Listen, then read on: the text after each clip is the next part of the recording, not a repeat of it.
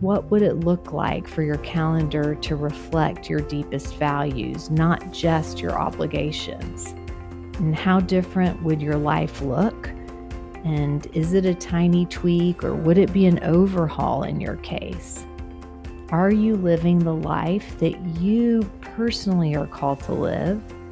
Or are you living a life that your family or society has talked you into, presuming that that is the right path? Welcome to Oxygen for Educators. I'm one of your hosts, Michelle Kinder. It's our hope to bring you thought-provoking, unscripted conversations full of actionable ideas to fuel your important work in the world. Thanks for tuning in. This space is for you. Welcome back to our series, Radical Hope, Inner Work with a Ripple Effect. This is Michelle Kinder. Last episode, we explored part 1, Attention Management for Mental Health.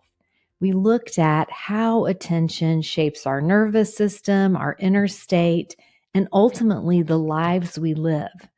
If you haven't listened to that one yet, that might be the best place to start. Then come back to this episode. In this episode, we're going to zero in on attention management practices. It's going to focus a bit more on the how. And I've picked 10 practical strategies that I've experienced make a big difference in my own life and in the life of leaders and educators and parents that I've worked with. When you're listening to the 10, I would encourage you to pay attention to which one or two has some energy for you or sparks some curiosity, and start there and just experiment. And then come back to the episode when you want to grab another one or two to try. You definitely don't need to do all 10 to get some relief. In fact, attention management is about small shifts practiced over time that end up rippling into big changes related to our well-being. And you can experience immediate relief just by starting to interact with where your attention goes from a proactive posture, instead of feeling like life is just happening to you, or that there's nothing you can do to really shape your experience of your own life. So let's go ahead and dive in to these 10 curated practices that can help you manage your attention and ultimately improve your mental health. The first practice is to calendar your values. It's so easy to articulate what we value most. For many of us, it's things like family or rest, creativity, friendships. But it gets dicey when we ask ourselves if our calendar reflects what matters to us. If someone looked at my schedule, would they know what I value most? Candidly, for years, I crammed the things that mattered most to me, almost apologetically, between the quote-unquote real commitments. Things like being outside or moving my body or time spent with my family or my beloved pets. I just squeezed those things in if they happened at all. And that pace, that way of operating, kind of leaving those things that filled my cup back up to chance, really at the end of the day left me a bit depleted. One of the things I did that has made a big difference for me over time is that in 2019, after I left an organization that I had been with for 20 years, which I loved, I had such a great experience there. But that organization also operated at a breakneck speed, and I was a huge contributor to that vibe there. So when I left that role, I did a lot of introspective thinking. And one of the exercises I did was I created an ideal calendar and I posted it on my wall.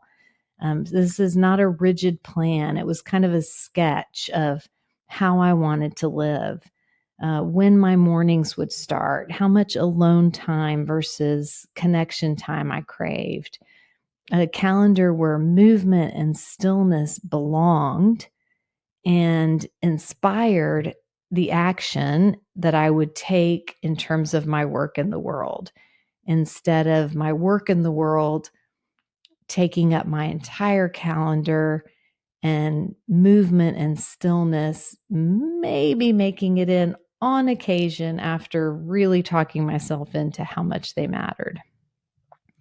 It took me over a year of trial and error before my actual calendar began to reflect my values. Even now, it's not perfect, but today, about 70% of my week aligns with what I say matters. And this is the big punchline: my capacity, my creativity, and even my income have all grown as a result.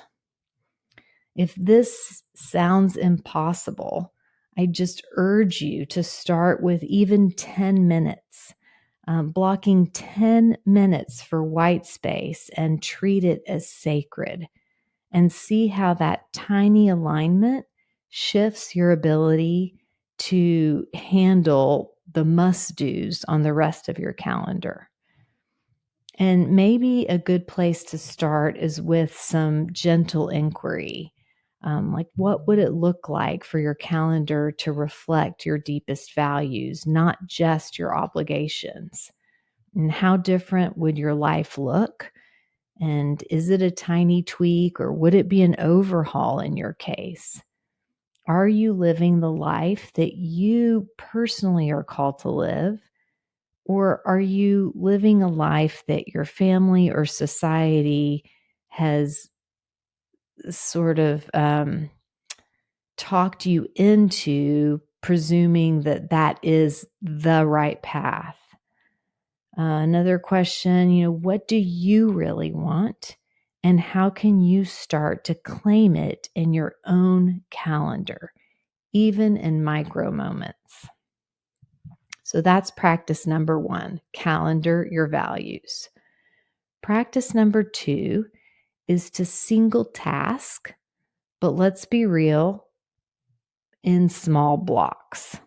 We've all heard that multitasking doesn't work, and most of us secretly think we're the exception. I know I did. But the research is clear: multitasking fragments us. That doesn't mean, though, that you need to single task all day long. I don't know anyone who can do that in modern day. It feels unrealistic to even aim for that. Instead, I recommend carving out small blocks, 20 or 30 minutes, where one thing gets your full attention. I use a sand timer because it's playful and it keeps me honest. And for those 30 minutes, I'm not checking email, I'm not wandering to the fridge, and it takes me by surprise every time how many times my brain tries to shift, wants to shift. It feels like it's normal to get up and, get another cup of tea, or, check this or check that. But when I stick to my commitment and I trust that sand timer, I'm astounded by how holding my focus in that manner shifts something deep inside of me. And what started out as kind of an uncomfortable structure starts to feel like freedom. These types of practices allow us to drop into a flow state. And afterwards, our bodies feel different, clearer, calmer, or less scattered. So try this experiment. What's one task you could give a full 20 minutes of presence today? And instead of framing it as a chore, frame it as a gift of deep focus, something we rarely allow ourselves anymore. Now, lest you turn this off because it sounds so unbelievably tone deaf, please know that I offer this suggestion fully aware that educators are famously starved for time and have to operate under punishing schedules. Legitimately, your work environment doesn't lend itself to single tasking. But you have evenings and you have weekends, and some of your jobs even offer some flexibility at work where you can protect chunks of time and deeply focus on one thing. You can practice this deep focus with anything you're working on. It can be a fun project, it doesn't have to be a looming to do.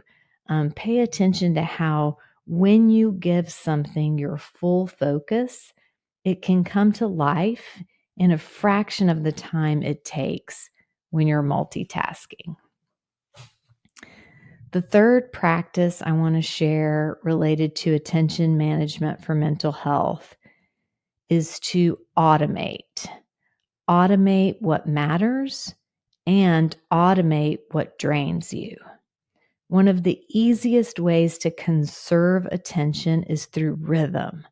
If something nourishes you, make it automatic. I have friends who anchor my nervous system. And we've figured out that instead of endless back and forth texts, we just set up a standing monthly or weekly date that removes all the decision fatigue, the wasted energy. It just rolls around on a regular basis on each of our calendars. The same thing goes for movement or meditation. My daily run, my daily meditation practice is non-negotiable for me. And it's not because I'm super disciplined, but it's because I automated it. It's as much a rhythm as brushing my teeth. And hopefully we all have automated brushing our teeth. And this is just extending that norm into things that we've determined matter to us and put us in an optimal state of mental health. This notion of automating also works for what's draining us. If email, for example, is draining for you, instead of letting it nibble at your time all day long, every day, you can pick a few short planned windows. And that's when you sit down and you look at your email. And in between, just pretend it was however many years ago when we didn't have access to that kind of incoming data every second in the palm of our hand, and let it sit there until you get to one of your planned windows. Changing my relationship with email has saved me hours of scattered attention, and it really made a difference for my mental health, because instead of basically like opening up like Pandora's box when I had 3 minutes between meetings and looking to see who wanted what and what happened and what, problem needed to be solved and who's upset. And, instead of opening that up as I rushed to my next meeting, I could remember I have a planned time where I'm going to look at those emails in an hour or two, and this 3-minute walk to my next meeting, I can instead take a few deep breaths, center myself, really think about what this next meeting is about and how I can bring my best self to it. That really changes the dynamic of how we experience our day when we're not letting our email inbox run it. I like to think of this as stewardship. What rhythms could you automate that would protect your attention for what matters most? The fourth practice that I want to share with you is a master to-do list and a done for the day list. Our brains can only hold so much. So That's why if you're like me, you've got to write it down or you will lose it. So I have a master to-do list. It's a one place where I dump every task, every worry, any open loop. But I try not to work from that list because when I do, I can feel a little bit overwhelmed or paralyzed because it's a never-ending list, because as many things as you cross off, you're also adding to it. So it's perpetually more than you can ever get done in a day. So what can make a big difference is to keep that master list, but also each morning or the evening before, sit down and look at your calendar, look at what you have going on and where there's white space in the day, and create a done for the day list that is realistic.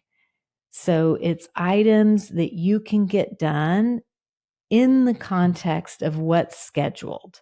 So if you have a wide open day, your done for the day list could be quite lengthy because you can get a lot done. If you have a day that's highly scheduled and you're not going to have much time at all in between meetings, then your done for the day list is very short and very modest. For example, I might have 4 meetings and several 1-hour blocks to play with in a day. So I create that done for the day list based on those free 1-hour blocks. On this imaginary day, perhaps I could return multiple phone calls. I can get some planning done for an upcoming speaking engagement or a project. I can check in on a friend. I can make that list based on those unscheduled blocks. However, other days I might be overbooked. My list could literally be one line: be fully present with clients. And that's the truth of what I can accomplish because I'm scheduled beginning of the day to the end of the day. So why would I put myself in the position of also thinking that I'm going to return 18 calls and read an article and do this and do that, when you can plainly see, looking at your calendar or my calendar, I can plainly see that that isn't going to happen. But that is how we interact with our to-do lists. We act shocked and shamed when we don't get a bunch done, even if we were booked solid for that day. So it's a setup that we put ourselves in. So no matter what is on your done for the day list, since it's realistic and it's based on your actual time available, if you've honored that list, you can exhale. You can say, I'm done. I kept my promise to myself. And then figure out what you can get done the next day. So when you are working from a master to-do list, you never feel done. And that's what leads to poor boundaries and exhaustion. What is realistic to get done today? Did you do it? Good. Go home and enjoy your life. I have some clients that literally pretend they are unemployed in the evenings and on the weekends to get a true mental break from their never-ending master to-do list. So what would you think might shift in your nervous system if you let yourself be done when your list was done on a daily basis, instead of that punishing energy that comes from working off a master list that never gets final? That's number 4. Number 5, relentless unsubscribing and offline emailing. I think of inboxes almost like slot machines. Like every time you check, you pull that lever. Sometimes junk fills your email, sometimes urgent things, sometimes bad news. You can get emails that feel like a dopamine hit. You can get emails that feel like a cortisol bath. But whatever it is, it's always pulling your attention, and it puts you in a state of what's about to change in my life when when I call these emails in. So one way you can make that less overwhelming is to become relentless about unsubscribing. Um, what helped me get really, really good at that was I didn't negotiate whether or not I cared about the group that was sending it or the cause or the information in it. I got to a place where I could relentlessly unsubscribe when I decided that my theory was going to be if I want information, I'll go find it. And there's only a few trusted voices that nourish and inform me that I want getting through that filter that comes to me versus I go to get it. Other than those very few, it's less than for sure less than 10, maybe less than 5 now. Um, Everyone else, unsubscribe, unsubscribe, unsubscribe. If I find myself curious about an issue or wanting an update, I'll go and seek it out instead of it telling me when I should pay attention to it because it comes into my inbox. This is a huge game changer if you get a ton of emails like I did when I was leading the organization. Um, this next idea I'm going to share. And basically what it is that rather than sitting down and responding to emails in real time, you sit down, you pull all your emails in, and then you go offline to respond.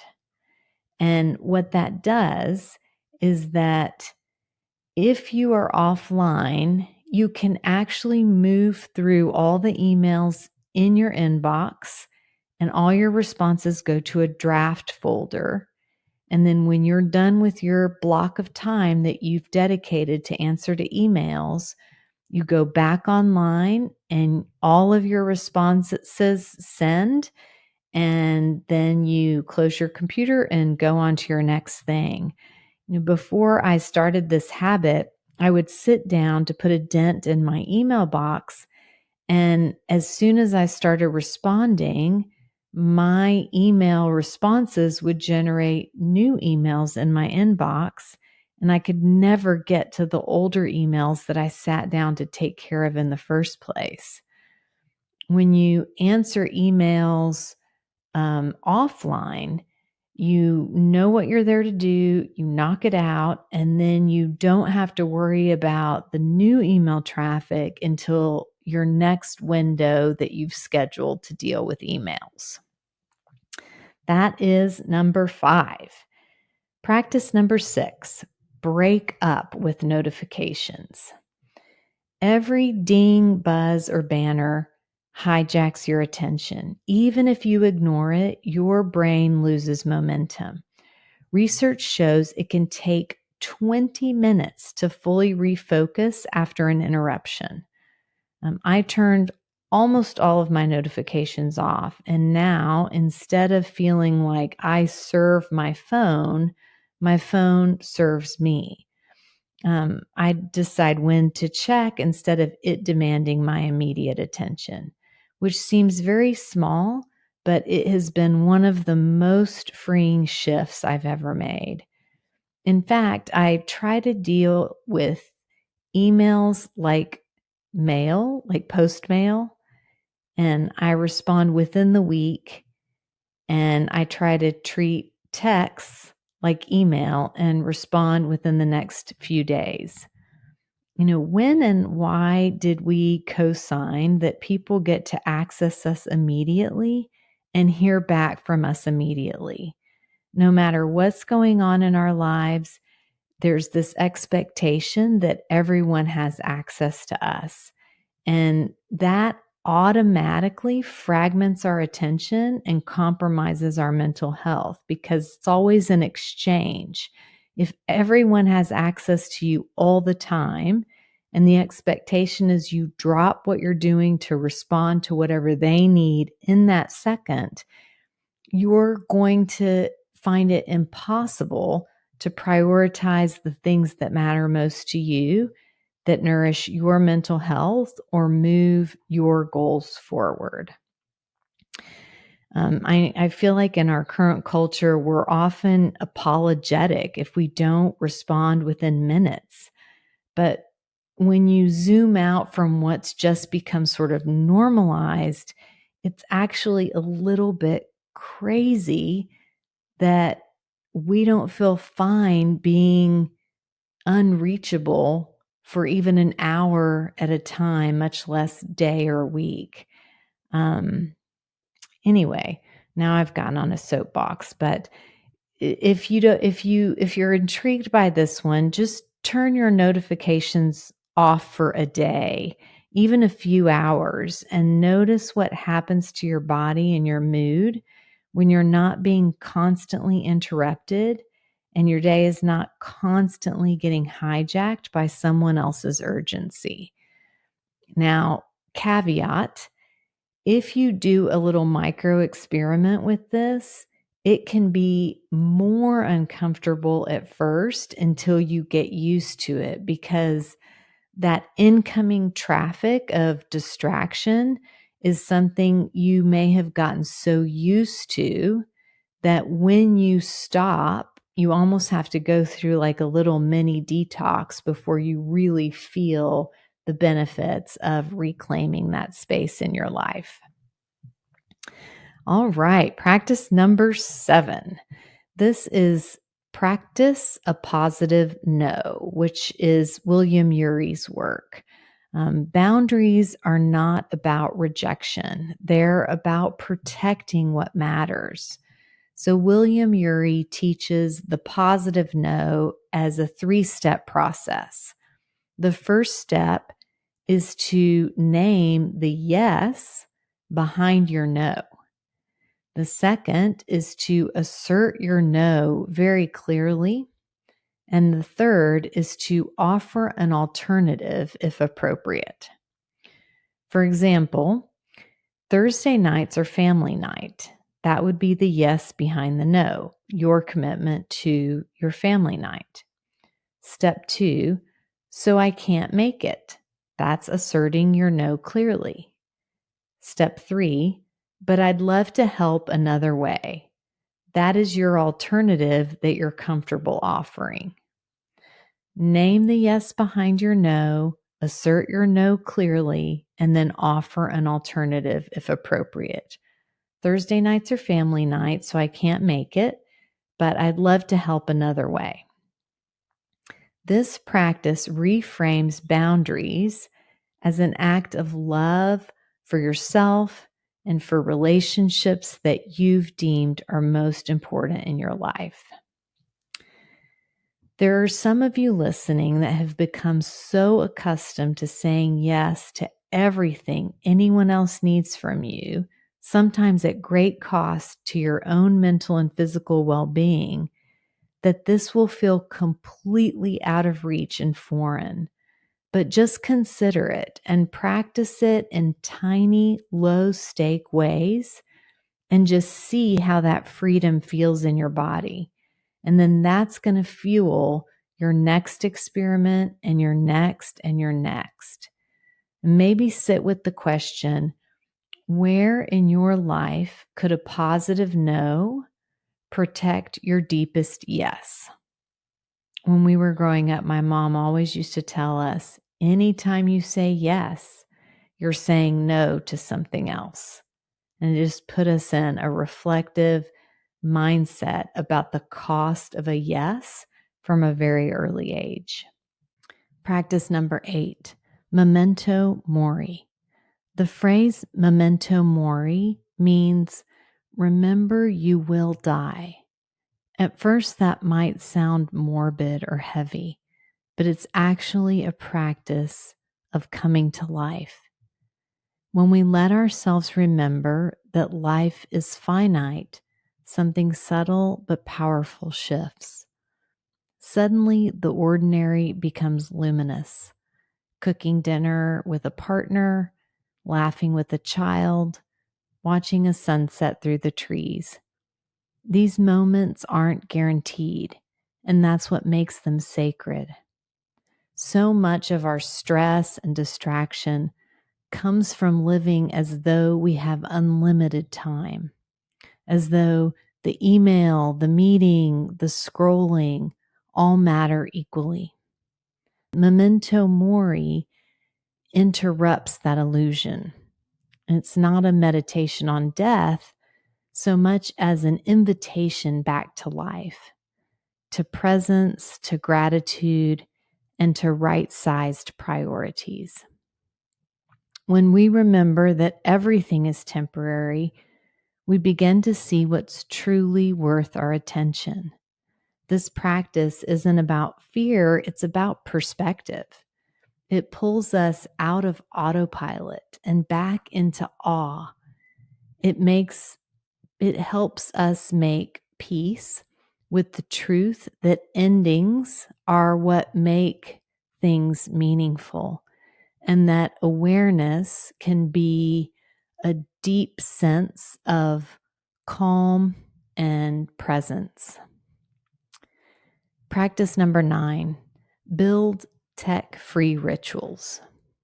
Technology, for all its ills, brings a lot of joy into our lives, some connections, some convenience, certainly information. But our nervous systems were never designed to always be on. There's something deeply restorative about creating small rituals that are tech-free by design.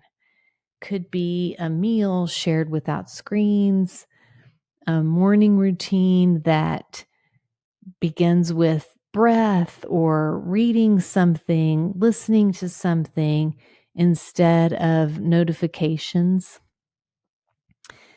It could be like an evening where you know at what point you put your tech to bed, and perhaps it's well before you put yourself to bed so that you can wind down in a way that feels nourishing to you. These moments remind us what real presence feels like, and they send a message to our nervous system that we can rest here, that at any second there's not going to be something coming across our screen that shifts our sense of what's happening or what we should be worried about. In a world that's constantly asking for your attention, these tech-free rituals give us permission to come home to ourselves. So you might ask yourself, what's one tech-free ritual that you'd like to try this week? And what would need to shift to make it possible, even if it's just for 10 minutes? And the last practice, the 10th practice for attention management for mental health that we're going to cover in this short time together, is attention as generosity. The poet Simone Weil said, "Attention is the rarest and purest form of generosity. When we give someone our undivided attention, a student, a colleague, a child, we're saying, you matter. You are worth my total presence." It's not about fixing or performing. It's about accompanying and witnessing. And when we turn that same quality of attention toward ourselves, something softens. We're saying, hey, I matter too. I'm also worthy of care, of patience, of listening. And I can offer that to myself, and I can bring people into my life that offer it to me. Attention isn't just a cognitive skill. It can also be seen as a spiritual practice of love. It can ground us in connection. It can regulate our nervous system. And it can remind us that that deep presence is a doorway for compassion and we can direct that compassion to ourselves and to others. So maybe think of one person, it could be a student or a peer or even yourself, who could use a little more generous attention this week. And what would it look like to offer that? So there you have it, 10 practices for attention management for mental health. I hope you'll notice which one feels enticing to you and just pay attention to how playing with a new practice begins to shift your nervous system, your energy, maybe even your hope. Experiment with it for as long as it serves you to do so. I'll sometimes work on refining or embodying one new practice for a month or even 6 months before I'm ready to let it go or move on to the next one. Attention management isn't about controlling every moment. It's about reclaiming enough space in our minds and hearts to live aligned with what matters most, and to trust that we can make those decisions instead of just getting yanked around by cultural norms. So thank you as always for joining me today. You can help us out a bunch here at Oxygen for Educators by subscribing, rating, or reviewing, or sharing the podcast with a friend. We can't tell you how grateful we are for this growing community. Have a great day. Thanks for joining us for this episode of Oxygen for Educators. Please like, share, and follow, and if inclined, leave us a 5-star review so that we can keep making content for you. Let us hear from you if you know someone we should interview or a topic we should cover. The views and opinions expressed in this podcast are those of the guest and host and do not necessarily reflect the official policy or position of any organization. The content is provided for informational and educational purposes only and is not intended as professional advice. Listeners are encouraged to use their own judgment and seek appropriate professional support when needed. Oxygen for Educators, its host, and production partners are not responsible for any actions taken based on the information shared in this podcast.